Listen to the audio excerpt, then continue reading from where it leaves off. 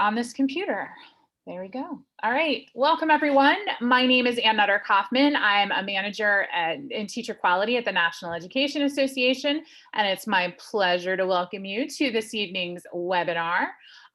For those of you that have attended and those of you have not, we do provide a certificate if you need it. We will provide that information at the very end though. All right, and I have the pleasure of introducing our NEA Executive Committee member joining us this evening, Mark Jewell. Mark.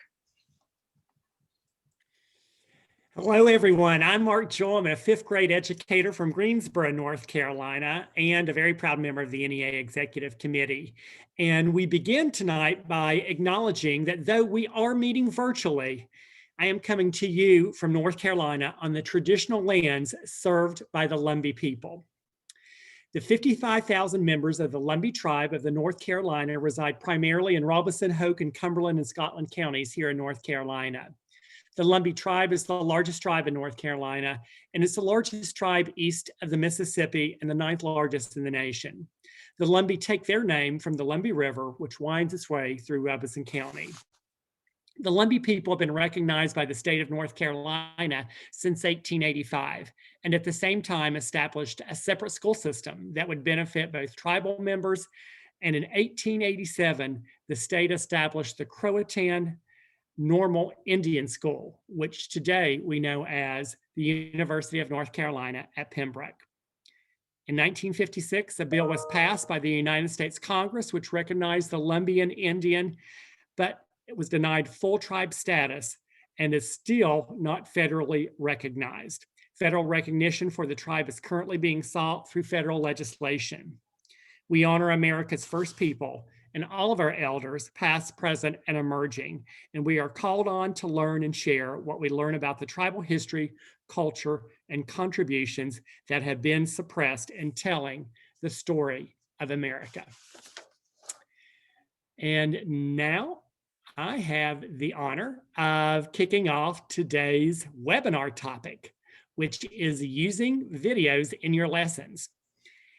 It's designed to be a way to better utilize our videos for distance learning and potentially for in-person learning. We know that there's lots of educators going online now, returning online, or trying to balance in-person and online.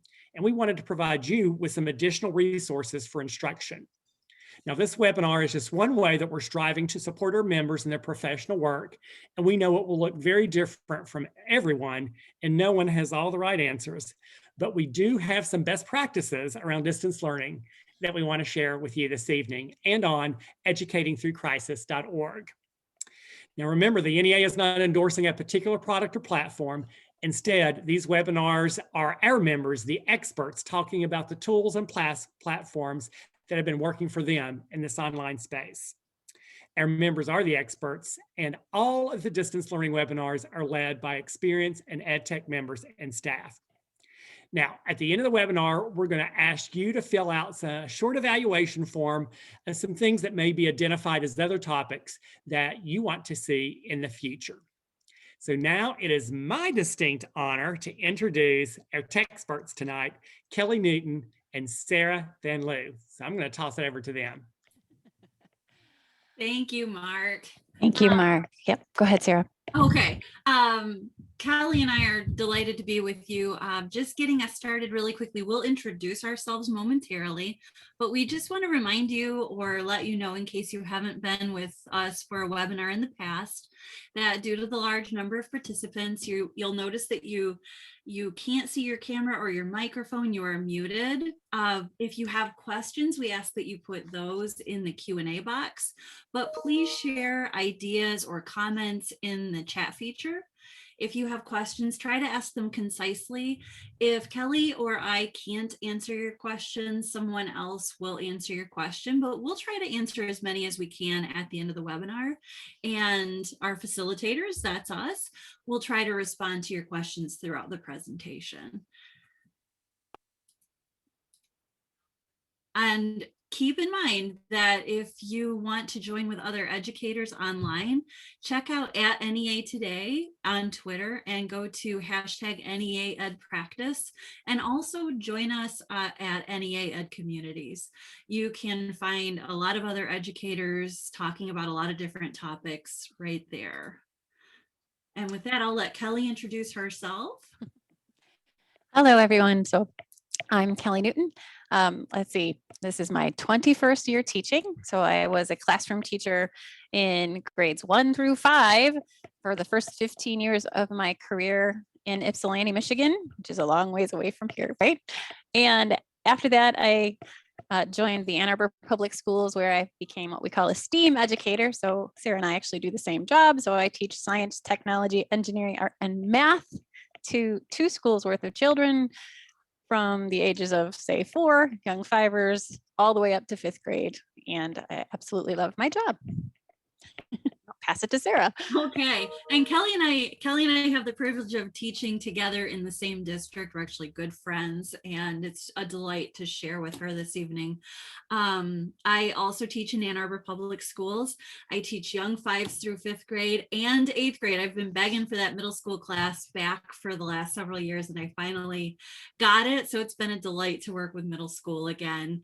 I'm a certified visual arts educator, and having a lot of fun teaching this integrative approach to the STEAM subjects in our district. We're very fortunate. Kelly and I have both been completely remote since March 13th last year.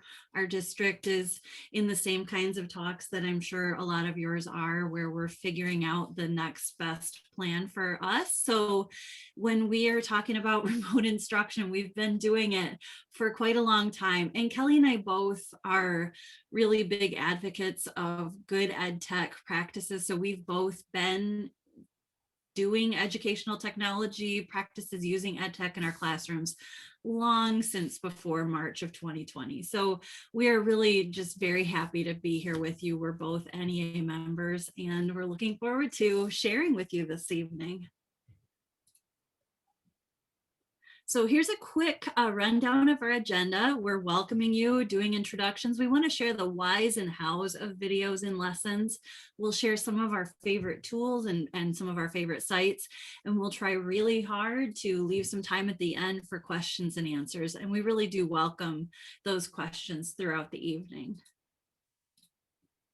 So the first thing I want to talk about really quickly, I'm a graduate of the Master's in Educational Technology at Michigan State University, where TPACK was born. So TPACK is one framework for integrating technology into your lessons. And I don't want to spend a lot of time talking about the different frameworks, but I do want to point out that if you watch this video right here, you will see a great rundown, a 2-minute rundown of what TPACK means, but it's basically like finding the sweet spot between your technological knowledge, your content knowledge, and your pedagogical knowledge, and what tools make sense in the context of where you're teaching. So that's TPACK in a very little nutshell. Another model for technology integration is SAMR, and the gist of SAMR is also integrating technology into teaching and helping the teacher to move technology from a transformational model to really enhancing your lessons. So by the time, or I'm sorry, from enhancement to transformation, I just said that completely backwards. So you want to go from substitution all the way to redefinition. Like, how can you use tools, technology tools, to transform what you're doing in education? And then finally, a third framework. This was born down the street from us at the University of Michigan, the EEE framework. And this is about effective technology use and learning being rooted in effective instructional strategies for learning. And again, I want to point out that if you click on any one of these 3 frameworks that I just very quickly talked about, each one of these has a video where you can learn about the framework in depth. And the point of explaining or introducing you to all 3 of these frameworks is that you have a tool so that when you introduce technology into your classroom, you can do that thoughtfully and with real consideration for who you are, what you know, what your students know, and what you're trying to do in the classroom. So next is what brings us here tonight, and that's the question of using videos in our lessons. So the first question is why? Why would we use videos in our lessons? When high quality videos are used effectively, they can inspire, inform, and persuade, show things to students that they can't imagine, and support students who are auditory and visual learners. And just a quick little story to kind of support this. My husband and I were at a presentation of the Steve Reich's drumming and also some different trains, really beautiful stuff. And he incorporates a lot of videos into his performance. And if you can imagine using video in a performance, it really can transcend the space and let your audience go to a place that they can't go just by a mere description. And you can do the same thing in the classroom using videos there. So consider using videos maybe once in a while instead of a text description. It can be really useful. Okay, Miss Kelly. And what makes a good video lesson? I am wearing my headset tonight. So usually what they will recommend is that you forget your headset. I will give a little caveat for that. I live with 2 kids, young kids. I also live with a dog. My household is rarely quiet. So again, you're going to have to make the best choice for you personally. If you have 4 people on Zoom meetings in my house, this is true, and you can't block out the noise, you have to use what works best for you and for your kids, your class. Okay.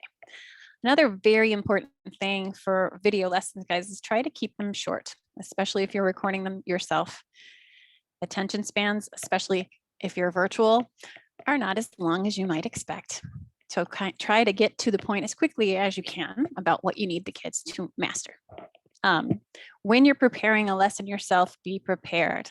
I highly encourage that you actually write out a script and practice it a couple times before you post it.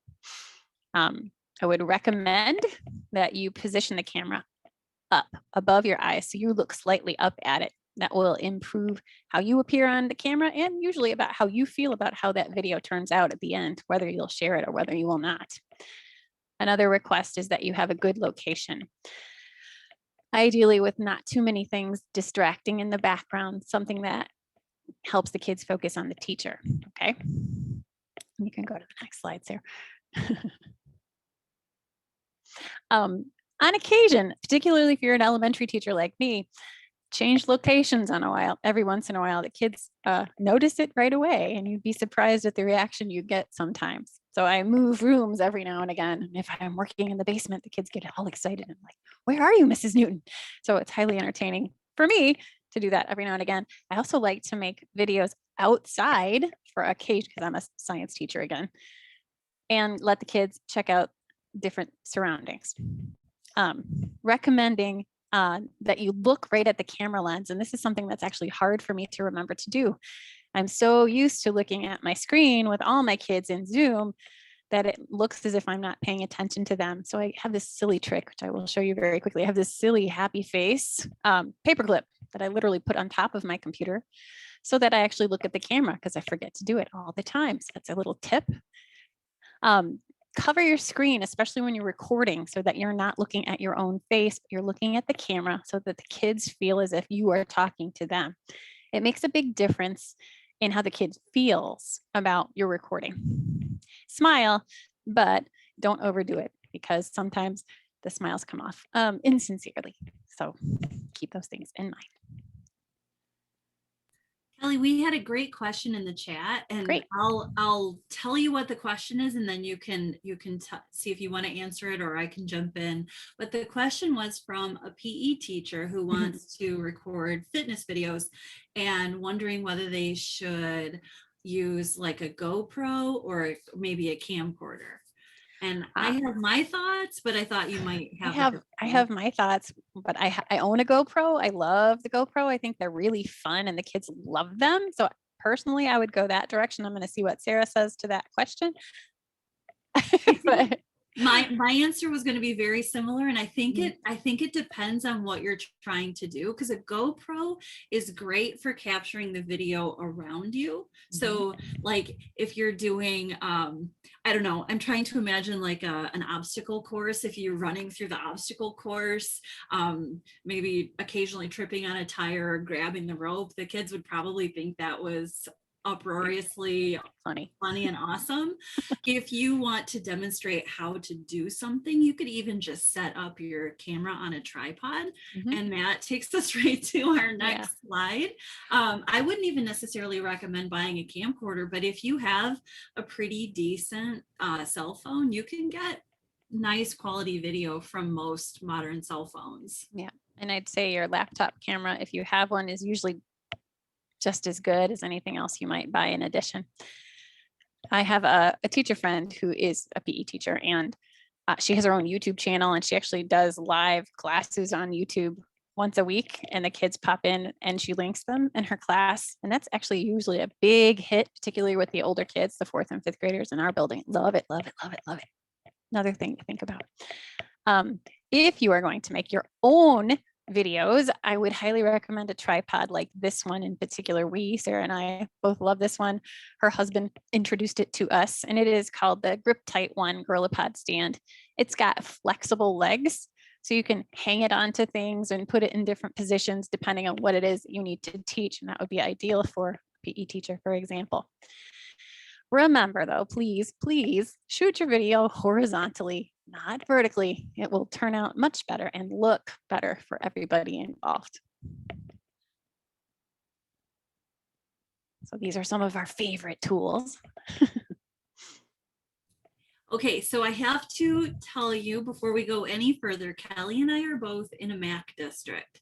So most of the tools that we know intimately are either available on a Mac or they're web-based. So there are quite a few web-based tools here that you can use regardless of what device you're using.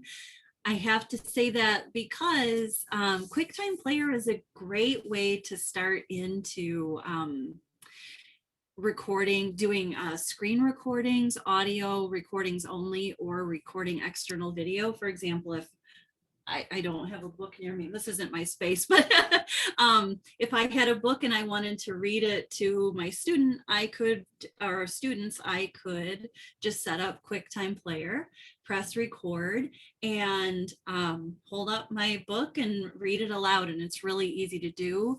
QuickTime Player is free if you have a Mac, and you can export your videos as a link or download them as an MP4. There's no time limit, which if you're using some of the other free tools that we will talk about a few other tools as well. If you're using some of the other tools and you're using the free version, which we totally understand because we're all teachers, there is not a time limit on QuickTime, which you might run into on some of the other tools. And I very recently learned this. I've been using QuickTime for probably 7 or 8 years. I very recently learned that I thought that you could only trim from the beginning and the end of the video. Turns out you can actually trim pieces from the middle of your video as well. So whether you're recording something on your screen or taking an external video, or whether you want to only use audio, QuickTime Player is a really easy tool to get started with. And Kelly and I have pulled several resources for you. If you want to learn more about any of these tools, if you go to the end of our presentation, we've got a whole section of just getting started videos.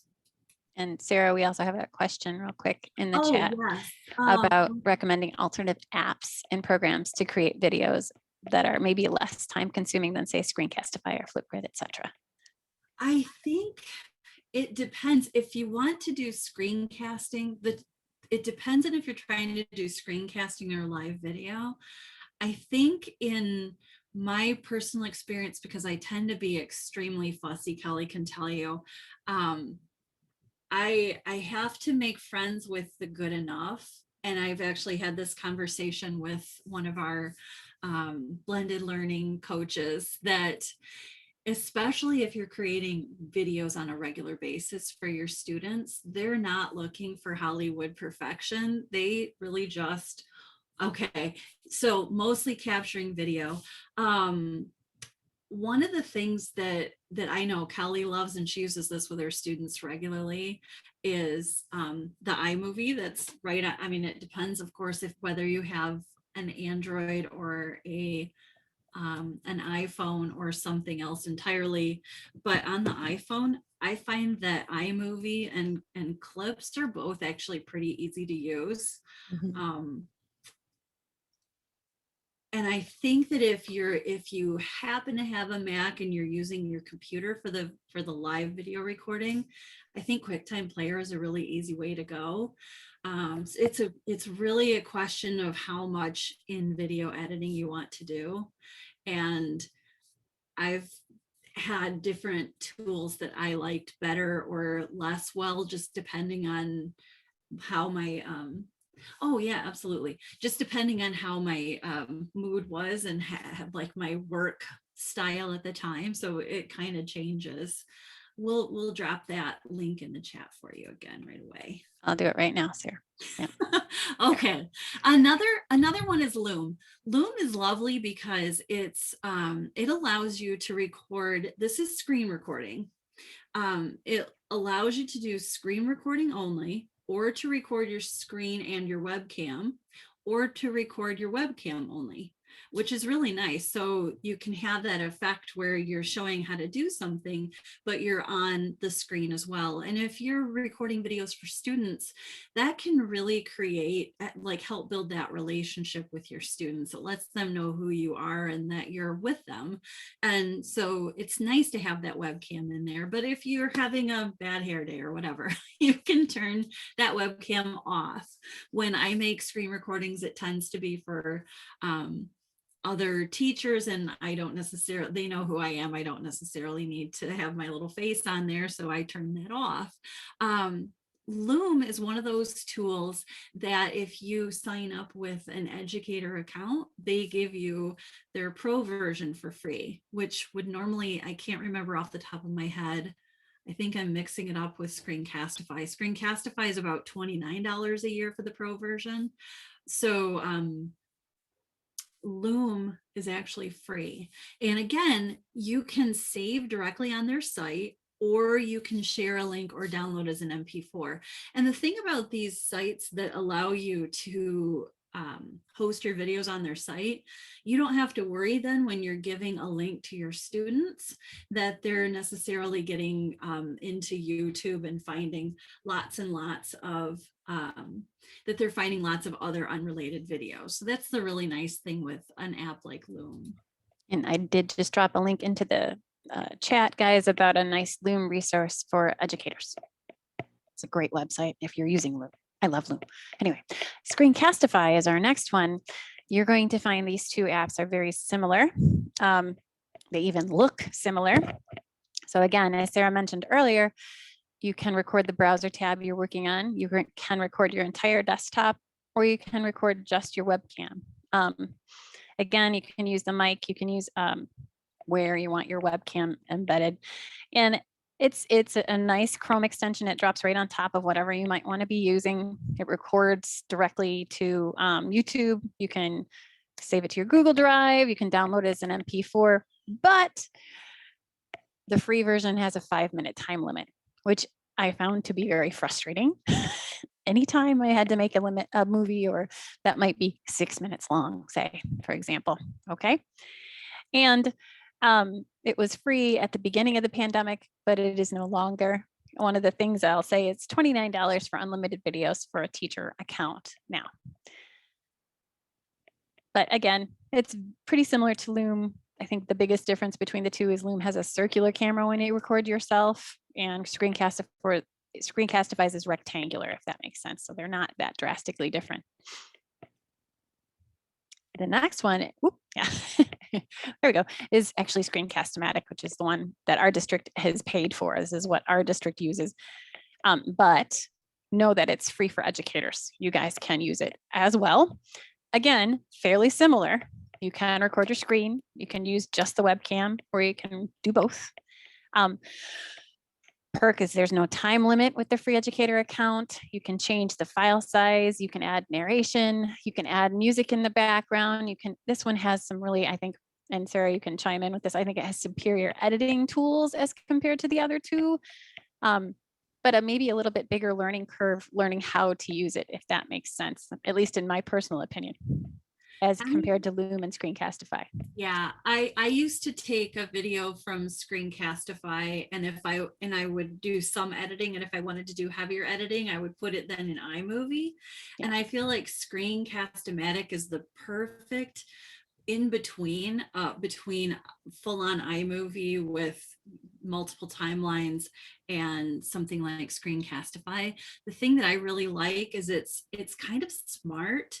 If you have a space where you're switching between tabs as you're doing a recording and it senses that it's silent, it will offer that as a space in your timeline where it'll say, I think you might want to delete this, and then you can choose to or not. And it is nice because there's a visual representation of the sound, so you can see some of the things that you would want to edit a little more easily than you can with, like, say, Screencastify, which I like Screencastify and Loom as well. Mm-hmm. But this has been a really nice tool to have.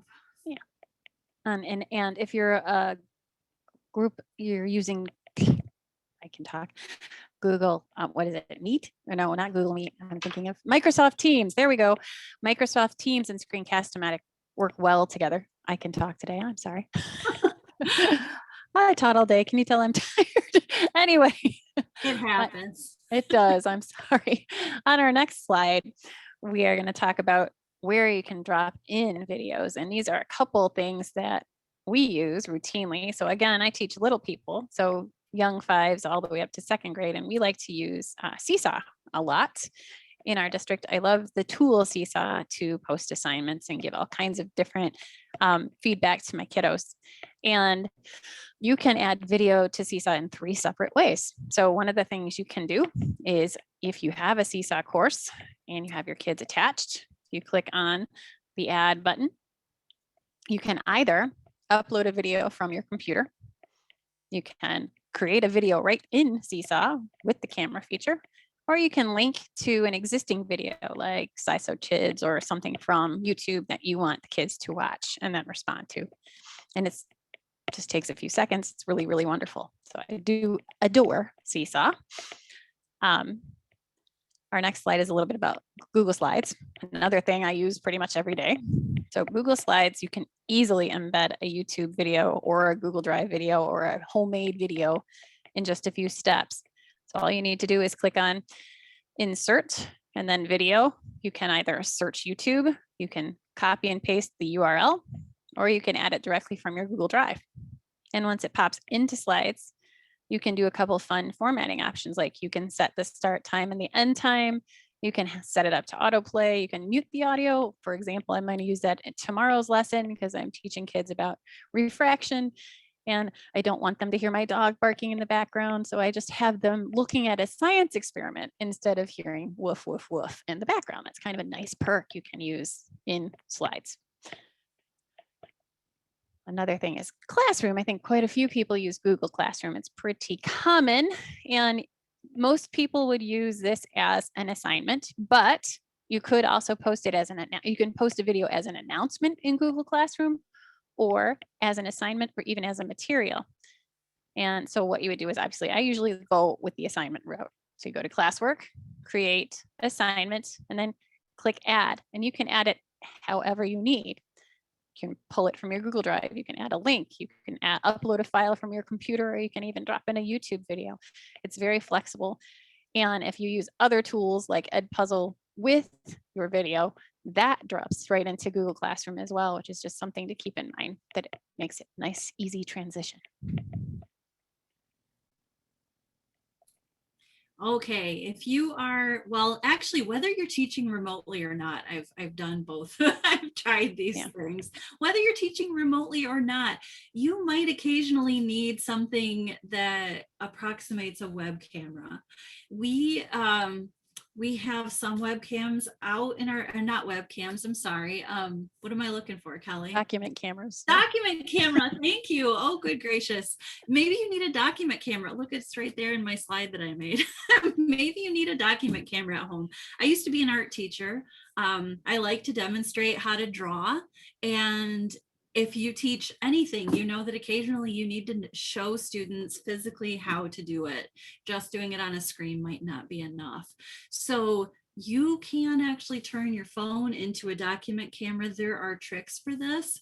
I love this variety of options. Everything from I'm going to build this giant contraption with 400 connects to the $5 closet organizer that you can get at Bed Bath & Beyond and occasionally the dollar store, to a good old cardboard box. This really is just a cardboard box turned inside out with a hole in the top, and you can see that there's a phone sitting right over the top.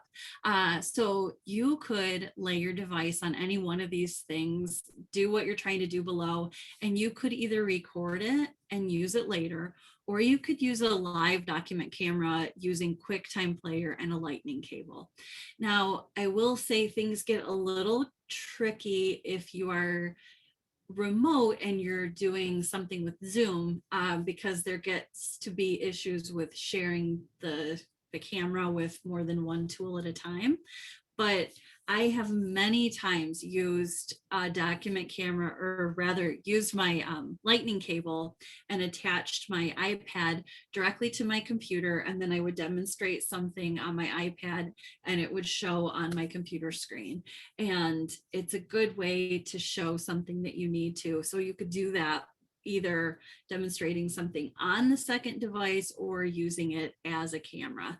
And if you want a little more information about how to do that, this is a link right here. This is the link that I used when I was figuring out how to do this. You have to give your computer permission to access the second device and some things like that. But if you are, if you're a Mac user and you have QuickTime Player and you have a device, it's really an easy way to be able to share something off screen. So we've talked a little bit now about why to make videos, why to use videos, how to choose the tool you might want to use, making your own videos. Now we want to show you some of our favorite sites, because there are people who make it their job to make really good, high quality content that's very engaging.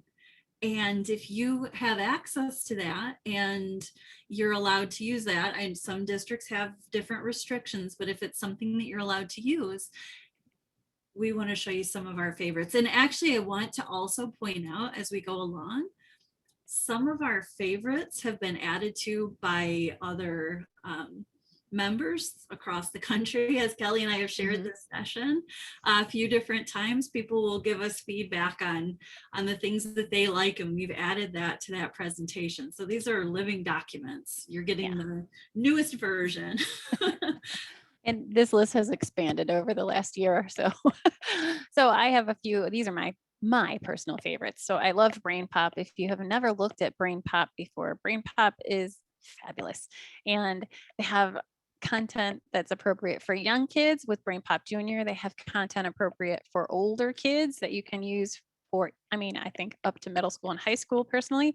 And then they also have BrainPop ELL for kids who are learning a new language, which I think is fabulous. And I have a lot of really good vocabulary resources and a lot of things out there that you might not expect. Now, Sarah and I, we teach science and tech and engineering specifically, and they also have really terrific coding resources and engineering resources that you can share with kids. And those are all hyperlinked in that slide. Another one for everybody, especially if you are virtual in any way or hybrid, teaching kids about digital citizenship is key, especially now, so that everyone knows how to behave in school online. And one of the best places to get resources for any grade level is Common Sense Media. And they have tons of resources for kids of any age to learn how to behave online and what's appropriate and what's not. If you're a science teacher like me, I love Crash Course Kids and Crash Course for older kids, and they have brilliant, well-explained science conceptual videos for kids. I love Edpuzzle. Edpuzzle is a site that you can drop another video into it and then stop it and ask your kids questions where they have to respond instead of letting the video just play and them just watch it. Edpuzzle causes them to think and respond in the video, which is nice. I love GoNoodle. I love GoNoodle for all grades. Some people might not like that, but I think learning like this is hard and everybody needs to take a break and move every now and again, especially the teachers. I know I have 7 classes back to back every morning. It's a long time to sit. It's hard to do. The kids like to move just as much as I do. So mental break for me as well as them. Khan Academy is another place to look. Again, that's a pretty versatile resource.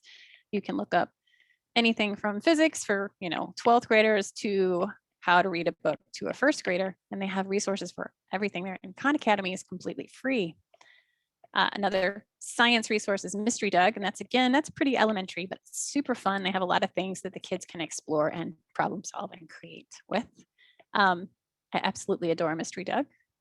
National Geographic is a classic site that you probably all have known for a long time, and they still have wonderful content for kids. The Public Broadcasting System, PBS, still has wonderful content for kids. SciShow Kids is another fun one. I like that. And TED Ed. These are all excellent resources that you can drop into lessons, and then you don't have to worry about making them yourself. Kelly just mentioned a couple of these, but Crash Course Kids, we use this. So again, we're STEAM educators. That means we have a lot of science content, and our students love these Crash Course Kids videos. And again, you can click on this link right here, and it is a link to their YouTube channel, and then you can check out all kinds of Crash Course Kids videos. Another one are the TED Ed Talks. This one is why can't you divide by 0? And it's a very entertaining video about about what happens, why it's just it's a division sign and a 0. Why is it so horrible to divide by 0? So in this video, you can learn about that. And a lot of you probably are familiar with TED Talks. The TED Ed Talks are educational and engaging for students. Typically, they're animated and students really enjoy them. Kelly's typing an answer in the chat right now in the Q&A. You can answer it out loud, I'm I'll sure. talk about it for a quick second. And if you want to say more, Kelly, jump in. Yeah. Kelly and I, in our particular situation, we're not technically special area teachers, but we also don't get to have a group of students that we're with for long periods of time. We kind of zoom in and out of classes, even when we're not Zooming, even when we're in person. We roll in and out of classrooms on a cart, and we co-teach with classroom teachers, which means that we have, while we are really being very mindful about SEL practices, connecting with our students, building relationships, we have a lot of content that we have to cover. So we don't have time to do any of the extra long videos. But I will say, we have a 2nd grade unit that we teach on properties of matter. And when we get to the states of matter, I do go find the YouTube video in summer with Olaf the snowman. So that little 3-minute segment. Sorry, if anybody doesn't know what I'm talking about, there's a great question in the Q&A about using Disney Plus. Yeah, using Disney Plus or Netflix or showing longer videos. So we don't have time, but if I want something, I can usually find the bit that I want in YouTube. But Kelly, did you have something more to that I don't know, maybe? I was going to ask if some districts specifically block certain channels, and I wonder if that's happening.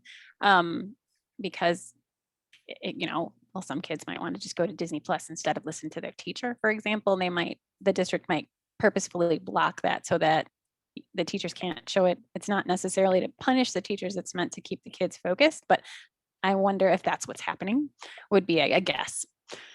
And I should give this disclaimer in that I live in a house with our tech support for my district, literally, and you'd be surprised at the volume of things that get blocked routinely by a district, just in the intent to keep everybody safe.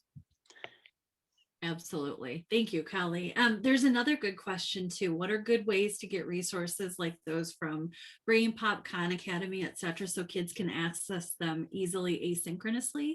I think my quick answer would be using whatever, maybe if you're using a learning management system. And you're working with, it depends on what grade, of course, but even for our lowest grades, Kelly and I are big users of Seesaw. She mentioned that earlier, and we do a session together actually that you can find at the NEA online on the topic of Seesaw.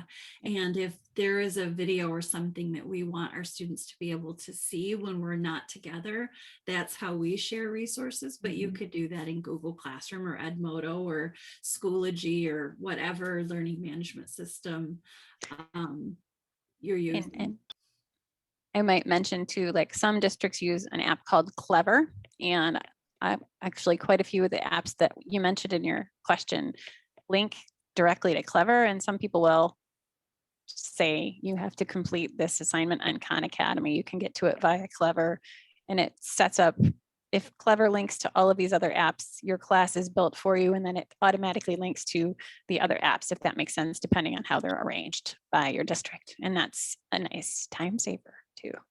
So something to think about. Hopefully we got your question answered. Yeah, usually I like to post things in Seesaw or in Google Classroom for kids to grab and work through their own pace, if that makes sense, hopefully. And I like that you said Clever too, Kelly, because our rules this year have changed just a little bit. I teach a 4th and 5th grade computer science special in my one building, and I made screencasts that I want my students to be able to access whenever they want to, and I actually posted all the links for them in Clever, like Kelly was mentioning, and those were videos that I made. So that's another option there too. Yeah, it's a very good point. Oh, there goes the mic divide by 0. And if you've never looked at TED Ed as a teacher, they have brilliant stuff for educators resources too. If you've never looked at it, please do. Waiting for that to start playing again. There we go. GoNoodle. I love GoNoodle. If you've never looked at GoNoodle, they have everything from exercise to mindfulness to like educational songs where the kids have to get up and move and dance. I mean, they even have Zumba, you name it, they have it. The kids love it. And it's a great place to take a break for 5 minutes. If you want it high energy, they have high energy things. If you want it to be calming, they actually have it categorized by what emotion you want the kids to work on. It's kind of incredible, I think. And I think, Sarah, even your teenager likes GoNoodle, right? Yeah, we compare it with, we have the Just Dance for the Wii U. And I mean, it's the same thing. We're up dancing, giggling, having a good time. And it's just good for you. So I know if you're in a pinch and you haven't prepped ahead of time, you can go to their YouTube channel, but the teacher account like Kelly's talking about is fantastic. And it's free. Yeah. Like, and I think one of you mentioned that in the chat. Some districts specifically block YouTube, which makes that hard. If you go to the GoNoodle website, then you can bypass that. So Edpuzzle, I was mentioning this earlier, and Edpuzzle, sometimes we show videos and the kids just sit and watch, and we worry that they aren't actually engaging with the video and they really aren't thinking about it. And Edpuzzle is a tool that gets kids to engage with video content, and it's actually really easy to use. You can even gather data from a lesson, like you can collect how many kids' correct answers are in the video. It's pretty fabulous. And just remember that usually about 65% of your kiddos are what we call visual learners. and respond really well to video content. It's kind of the perfect enhancement tool, in my opinion, to add on top of another existing video. And it's, again, free for educators. And there's a website there where you can create an account. Yay, Dolores, me too. I mentioned Brain Pop earlier, but I have a great love of Brain Pop. In fact, I like to use Brain Pop in Edpuzzle, which is kind of maybe overwhelming, but super fun. Brain Pop is a paid service. However, they usually have free videos every week, one free video every week that you can grab. Right now, most of the free videos are centering around Black History Month, and they have a really good one each week that you can use for free without creating an account. I actually pay for this site, and I don't pay for a lot of things, but this one I love so much that this is one I think is worth the money. It has everything you could think about needing. It even has topics on distance learning to discuss with the kids, and it has all these little activities that go with it. They talk about COVID. They talk about how to talk to kids about COVID. They have all kinds of things in there, and they keep very current. And I appreciate how they actually take feedback from people who subscribe and turn it into good content, which is a nice thing. Not all sites do that. So still love Brain Pop. I love Brain Pop very dearly. This is the part that I mentioned. Oops, Sarah, you muted. I muted myself. I guess I'm just learning this thing called Zoom. No, this is the, let me try that again. This is the slide I referred to earlier, where Kelly and I have built this slide just based on feedback that we've gotten from other educators during the last several months when we've shared this presentation. Discovery education, we do use ourselves. We have access to that in our district. There are beautiful videos on all kinds of science and social studies content. Flocabulary by Nearpod. If you want to have really fun vocabulary lessons with music, you can integrate them into basically every subject. These are all links again, by the way. History Classroom, you can see education guides, learning tools, and links to educational content. IXL, which are K-12 resources across subjects. Number Rock, more fun math, music videos. And I don't know about your students, but I think about my daughter in particular. She has a hard time memorizing facts sometimes because of the way her brain works. But if it's in a song, she knows it on the second verse. So that can be really useful for some students. And all of them, even if they kind of giggle at it a little bit, they enjoy it. It's a lot of fun. And also Pebble Go. So you can see articles, activities, literacy for K-3 readers of all abilities. So things are leveled for your readers. It's really great. And again, those are ones that were shared with us by other teachers. There are some concerns, of course, if you're sharing a YouTube video or something like that, that you want it to be safe for your students. You don't want them to watch a video and then accidentally end up watching some random, who knows what they might be looking at. And there are 4 sites here that you can use where you basically, the last time I tried to demonstrate this too, video link decided not to work. But basically what you do is take your URL from YouTube. So if it's like www.youtube.com/XYZ video, you take that link and you paste it into any one of these websites and it generates a new link. And when it generates that new link, it's ad-free, and that's all that the students get to see. They don't get redirected to anything else, which is really nice. And this year, I've used all of these in the past, but this year in particular, I've primarily used Video Link, which used to be Safe YouTube, and have had good results with that. The other thing that you could do if you are creating your own video, you can just share it directly from Google Drive into your slides or wherever you're sharing it. And students, again, they won't see anything else. And like we mentioned earlier, if you're using Screencastify or Loom and you're using one of their links, or Screencast-O-Matic hosts your videos for you. Thank you. Education YouTube, that's great. And we appreciate those kinds of shares. If you are sharing a link that's hosted on one of those other sites, you don't have to worry about ads and things of that nature. But we're going to show you a couple of other things that you can do if you want to make your videos a little bit safer. And I pulled up a couple of videos just as an example. So if you have your traditional YouTube, you're going to see something that looks like this. This is what do I have here? SciShow Kids. SciShow Kids, I love SciShow Kids. This is SciShow Kids. And when we start playing this, you might notice that there are all kinds of ads on the side. There's stuff going on around it. If you're thinking about universal design for learning, which we didn't really talk about tonight, you want to remove a lot of distractions for your students so that they can visually focus on what they need to see.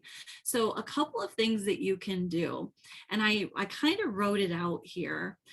If you take your link and you insert a hyphen between the T and the U in YouTube, it will create kind of a pop-up. So for example, if I go right here and I put a hyphen there, and if I just press return, it now does this no cookie embed thing.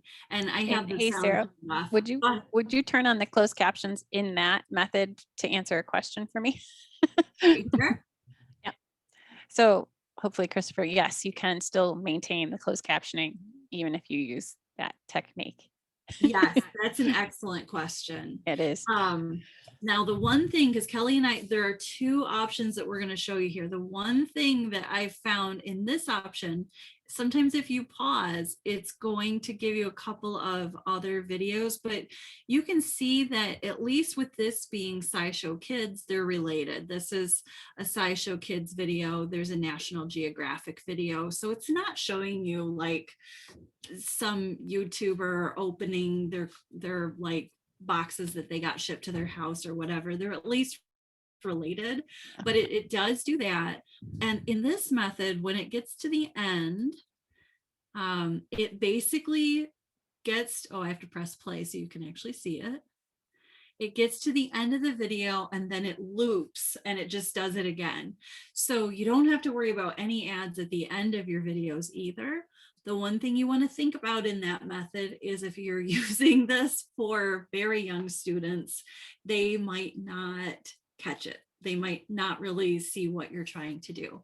So there's another method here, and I am going to go to another iteration, another tab with the same video, and I will show you that if you click share, when you click share, you have the option to just copy the link. There are other things that you can do here, and you can click on the embed code. And this is a little tricky, but I'll try to show you. If you look, this is all information about what size window this would take up if you were embedding this like we use Schoology.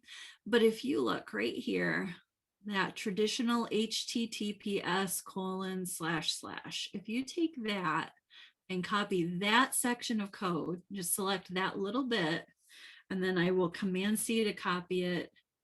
And actually, I'm going to go here, wipe that out, and I'll Command V. Notice that what it did was it created this link that has the word embed in here. When I press return, it looks really, really similar to what I showed you before with the hyphen in the middle. The difference is when this one gets to the end, it's so loud. I love these videos, but they are very loud. When it gets to the end, you're going to see too, if you pause, it looks really similar to the other version. That they do show more videos when you're paused. When this gets to the end, they do recommend other videos, but again, they should be directly related to what is happening in that video. So I've got a lot of SciShow Kids But if you're concerned about your students getting down a YouTube rabbit hole, which could happen, this is a door for them to do that. So that's just a couple of thoughts on that. So the last thing I want to share with you that Kelly and I talked about, we think are really useful, is you can customize your YouTube link with start and stop times. You also can customize with start and stop times inside the Google Slides. And Kelly showed that earlier. That I'm seeing a question in the chat about things that pop up, like the stills at the end. And if you end it very promptly before those can pop up, you can avoid that problem. So particularly in slides that start and end time, I use that all the time just because I don't have time to waste because I see my kids for 30 minutes and I literally have 7 classes before lunch. So boom, boom, boom, boom, boom. I don't have time to waste even for like 30 seconds. Yes. So what Kelly's referring to is earlier when she showed how you can embed a YouTube video in a Google slide. In the formatting options, you can specifically set start and end times. You also can, if you're sharing a YouTube video, you can share it from a specific time. So if I'm at 22 seconds and I can't do it there. If I'm at, well, say 46 seconds and I click share, I can tell this that I want to share it starting at 46 seconds. Yeah. It's a little trickier if you want to add end times, and I won't worry about that right now. But what we want to do really is give Mark a chance to wrap things up, and then we will hang around if you have additional questions. Thank you, Kelly and Sarah. And we want to, I learned things. At first I was like, oh, I already know how to do this. I've heard this. And I was like, oh my gosh, I didn't know that. So, you know, I always feel that way about these particular these sessions. I don't know that if they mentioned the evaluation. I want to just ask folks to put that up on the chat as I pass it to Mark, and then we'll wrap up. No, thank you, Anne. But wow, Kelly and Sarah, I'm right with y'all that I was taking notes here. You notice I raised my camera. I have about 3 books under my laptop to raise my camera a little bit. And yes, I have a smiley yellow sticker I just put on my camera so I can stay focused. But what an engaging presentation. I am so grateful, and I know all of our participants were to be so thankful for all sharing the knowledge with Kelly and Sarah as we continue to work and educate through COVID in safe environments. So I want to thank all of you all who joined us tonight. Join us for our next webinars. They'll be put out on emails and social media, and continue to stay safe and stay healthy and take care of yourselves. So thank you all, and make sure you complete that survey tonight. Yes, absolutely. If you could finish that survey, and then people are asking about recordings. Yes, the recording will be up. The last recording I didn't get up until last week because I honestly forgot, but it will be up in the next couple of days once I send it to our tech people. It will not be up tomorrow morning. It won't. So at least give us till Thursday or Friday before you start saying, hey, where is that? The survey is, there is a link in the chat. If someone could put it in there again. If you are interested in a certificate, the directions for how to obtain a certificate will also be in the same place where the recording will be, which Ellen just put that link in the chat right there for you. So the directions for how to obtain a certificate will be there, as well as the recording. And then the exit ticket is there. So this group will stick around for a little while to answer any lingering questions you may have. But otherwise, have a fabulous evening, and we will see you next time. Thank you. Thank you. And thank you for being so gracious and lovely.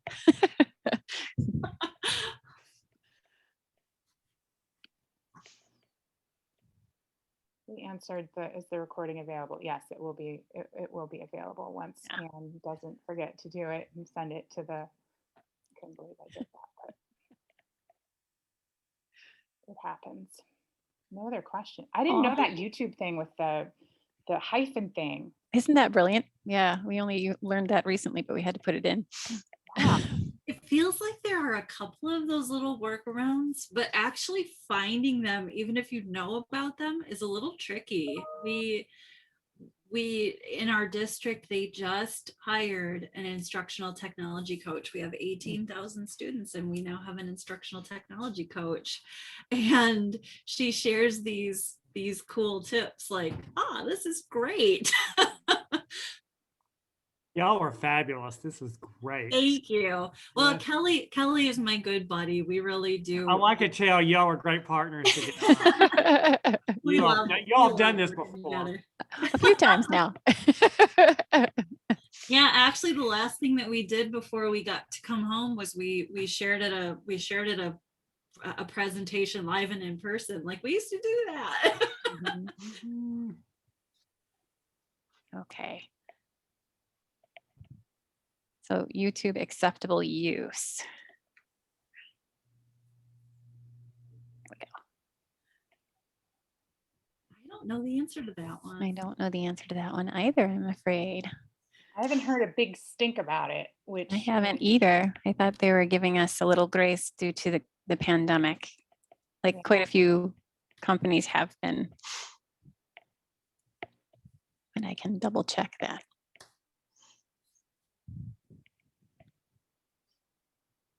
Creative Commons, there you go. Thank you, Kim. Yeah.